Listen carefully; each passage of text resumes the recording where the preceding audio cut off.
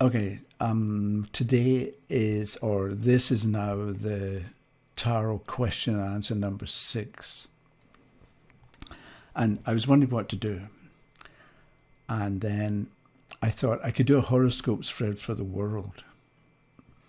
Then I thought it's too big because what's happening in one country is not going to be the same in some other country. Then I thought I could do something for Ontario, where I live. But you don't live in Ontario probably, so you don't care. And then I thought I'll do a horoscope spread, but I'm going to say you should do one as well. So what you do is, and okay, so what I'll do is I'll take the next 4, this and the next 3 videos to talk about the 12 cards you're going to look at, and I'll look at 3 at a time. And then 3 days later, I'll do the second 3.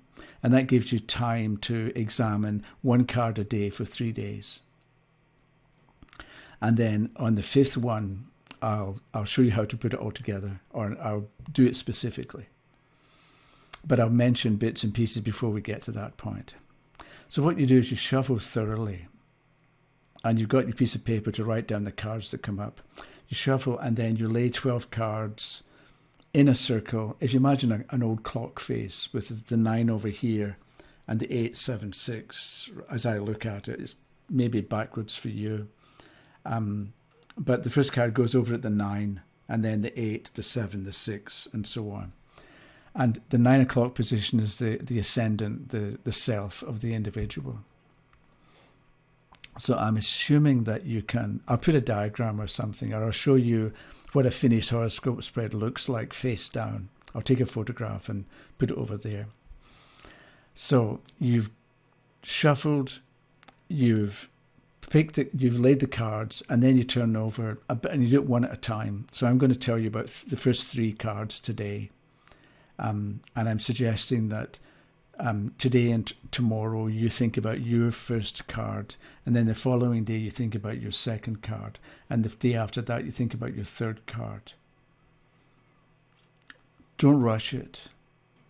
Somebody left a comment before about how she likes to think about cards before she gives an answer, and I think that's the way to go. I think you get better results if you take your time.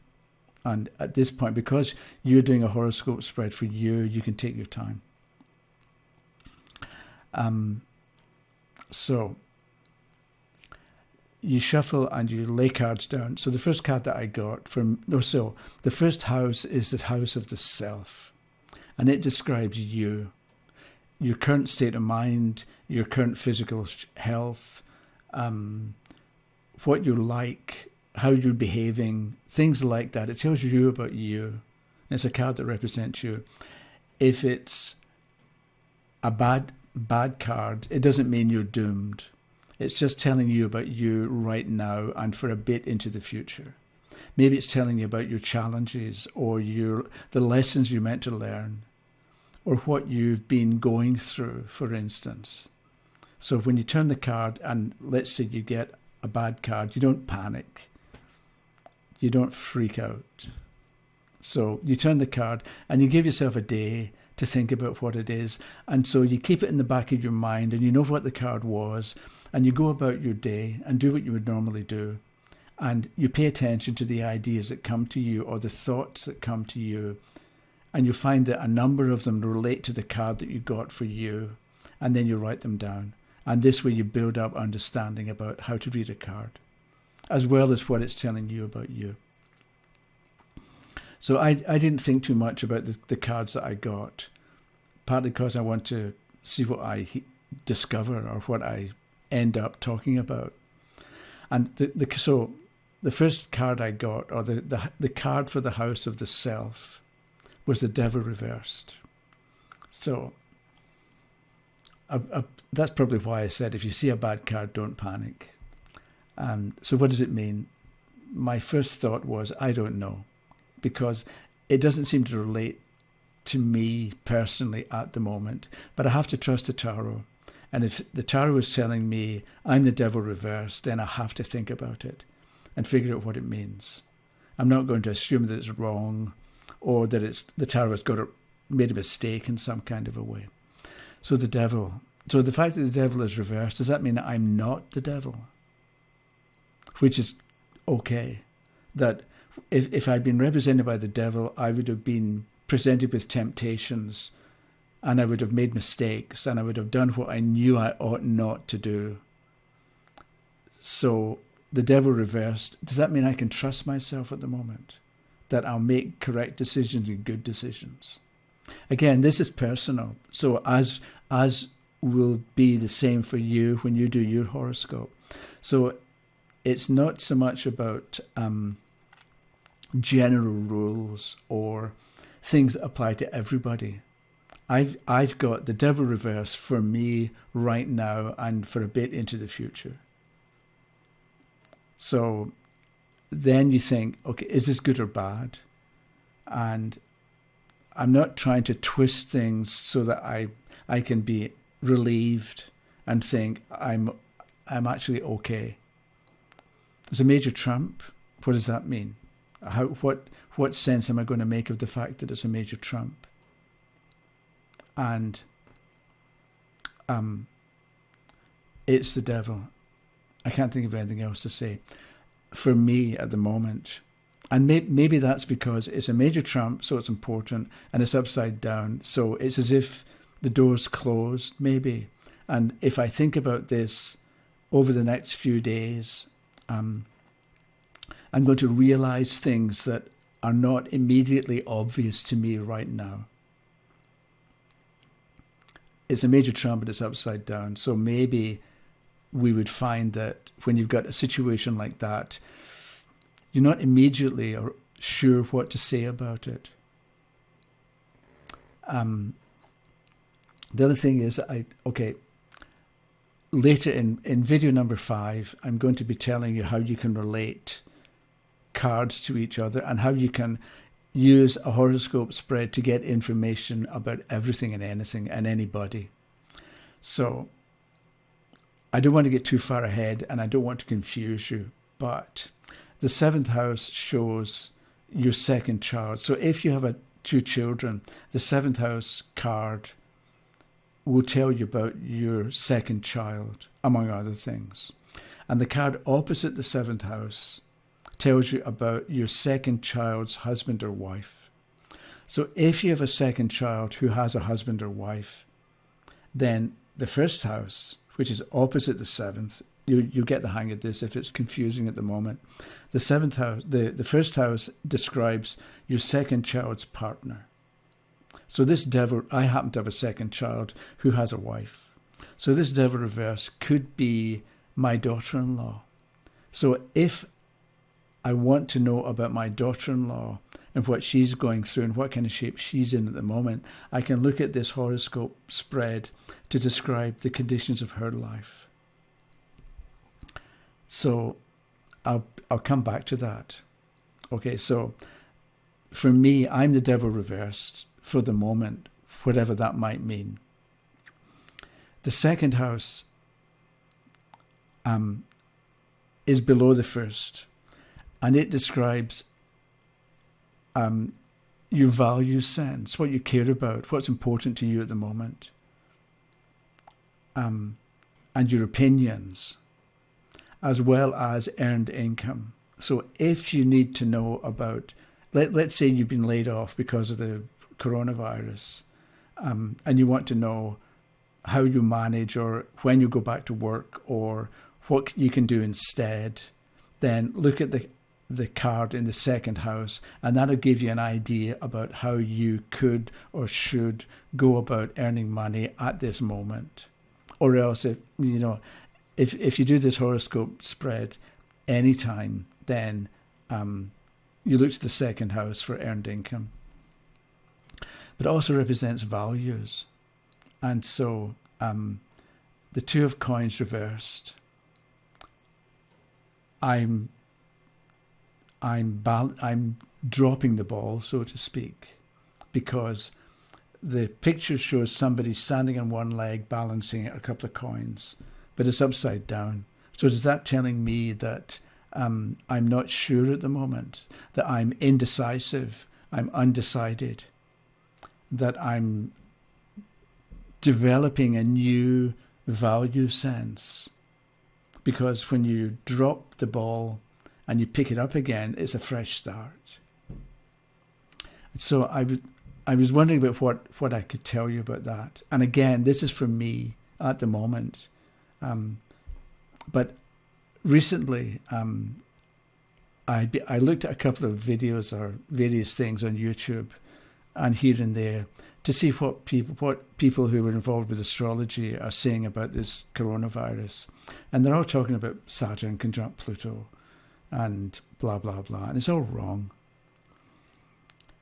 But then I'm thinking of what I think the problem is Neptune. And so I think there's going to be a change about the 23rd, 24th of April. So that's my opinion. And I'll see if I'm right. But I think it has to, but at the same time, I'm reluctant to talk about astrology because people, when it comes to astrology, they want to be right. They don't want to learn new information. So I'm in two minds about whether to, I've been in two minds. I've gone onto couple of sites and I've left comments. But I don't want to start a fight with people. And then I also think I can tell them, but why bother? Because they're not going to like what I would have to say anyway. And that can be the Two of Pentacles. This is, again, it's the Two of Pentacles upside down. So it's me struggling with or being undecided about what I care about. So do I pass on what I think is correct information that people will misunderstand or they won't understand? Or they'll take it and do something bad with it? Or do I just keep... Okay, I was talking and then the screensaver came on the computer screen here and it went black. And then I touched the space bar on the keyboard to bring up to bring the picture back on the audio. And I forgot that when you hit the space bar, it stops the recording. So anyway, so I can't remember what I was talking about. Second house, I think, and my values. So the third house, I got the Four of Swords. So the third house represents or shows how you communicate, but it also tells you, it gives you information about brothers and sisters and short journeys and neighbours. So depending on what you want to know about, if you have a question about your neighbour or about taking a short trip, then you would look to the card in the third house to get an idea of whether it's a good idea, how it's going to work out, is it going to happen, and all the rest of it. So I get the Four of Swords, which shows the person lying and it's quiet. So when it comes to my communication, I'm making videos at the moment. So okay, with the Four of Swords upright, then things are quiet and not a lot is happening. So that maybe seem to be contradicted by the fact that I'm making videos. But I have other projects. I keep wanting to start this new channel and I keep not starting it. And I also rewrote the tarot book. And for several weeks now, I've been wanting to turn it into an ebook and a Kindle version and a paperback. And I need a cover. And I haven't done it. So it's time to get it done. And with the Four of Swords, it's reminding me that I'm not actually, maybe I should get off that concrete or that stone, whatever it is that I'm lying on, and actually take the swords off the wall and get back to work, so to speak. Continue with the videos, but also get the new website and new channel up and running and do more with the tarot book, which is about how to read cards and how to begin to go about doing things properly. So So that means something to me, that Four of Swords in the third house. But the third house also tells you about brothers and sisters. And I happen to have a brother who's a couple of years older and who lives in England. And he's in lockdown, and he goes out once a day and crosses the village green to the store and buys whatever he needs and goes back. So his life at the moment, he himself at the moment, is represented by the Four of Swords. So he's taking it easy and resting and not doing too much. But I talked to him yesterday, or he called yesterday, and I'm only saying this because he has some grass at the back of his house where he lives, and there's grass at the front, and he takes care of cutting the grass. And he was talking about how his big project at the moment is he needs to cut the grass, and he's got these hand mower things, but he needs to go to Halford's, it's a store, to get the blade sharpened. So yesterday I happened to be talking with him about him getting out the blades, the sharp metal, and cutting the grass, which might sound a bit ridiculous, but maybe it's not as ridiculous as we would think. So anyway, my brother, the Four of Swords, is okay, and we happen to talk about sharpening blades and cutting grass.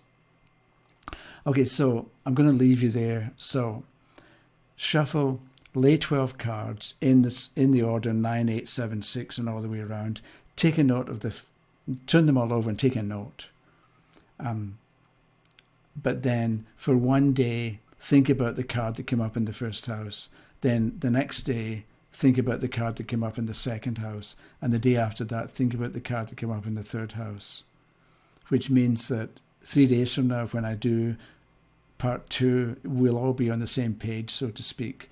And then we'll look at houses 4, 5, and 6. And we'll build up a bit at a time. So I hope you enjoyed this. And we'll see what comes next. Okay, thanks very much. Bye-bye.